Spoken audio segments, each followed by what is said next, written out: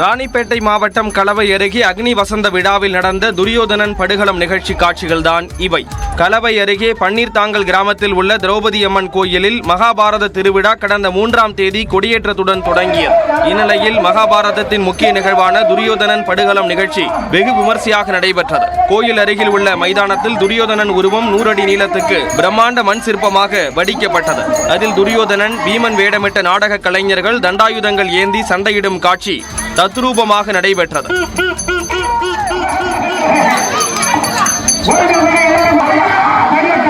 துரியோதனன் தாயார் காந்தாரி இறந்த மகனை பார்த்து ஒப்பாரி வைத்து அழும் காட்சியும் நிகழ்த்தி காட்டப்பட்டது.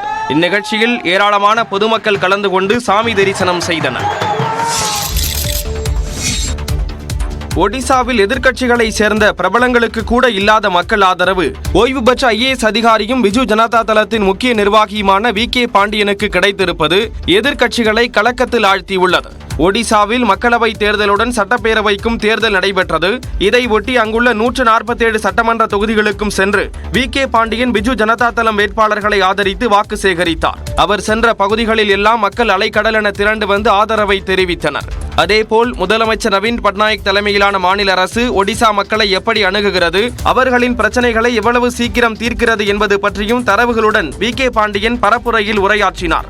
முதலமைச்சர் நவீன் பட்நாயக்கிற்கு இருக்கும் மக்கள் செல்வாக்கு பற்றி அனைவரும் அறிந்திருந்த நிலையில் அவருக்கு அடுத்தபடியாக VK பாண்டியனை மக்கள் ஆதரிப்பதை அறிந்து எதிர்க்கட்சி தலைவர்களும் நேரடியாக VK பாண்டியனை பற்றியே தங்களின் பரப்புரைகளில் அதிகம் விமர்சித்தனர். இதற்கு பிரதமர் மோடி, மத்திய உள்துறை அமைச்சர் அமித்ஷா, காங்கிரஸ் MP ராகுல் காந்தி உள்ளிட்டோரும் விதிவிலக்கல்ல என்ற ரீதியில் VK பாண்டியன் பற்றி பரப்புரையில் பேசியிருந்தனர்.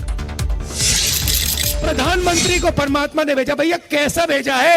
कोविड के समय कहता है थाली बजा दो. கொரோனா சமயத்தில் தட்டுகளை தட்டும்படி சொன்னவரையா கடவுள் பூமிக்கு அனுப்பினார் என்று ராகுல் காந்தி கேள்வி எழுப்பினார்.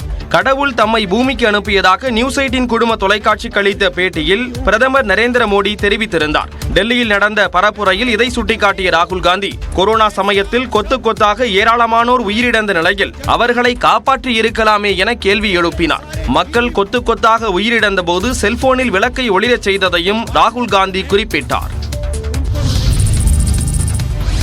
மக்களவைத் தேர்தலின் 6ஆம் கட்டத்தில் வாக்குப்பதிவு நடைபெறவுள்ள 58 தொகுதிகளில் இன்றுடன் பரப்புரை நிறைவடைகிறது. 6ஆம் கட்ட தேர்தலில் உத்தரப்பிரதேசத்தில் 14, ஹரியானாவில் 10, பீகார், மேற்கு வங்கத்தில் தலா 8, டெல்லியில் 7, ஒடிசாவில் 6, ஜார்க்கண்டில் 4 என மொத்தம் 58 தொகுதிகளில் வாக்குப்பதிவு நடைபெறவுள்ளது.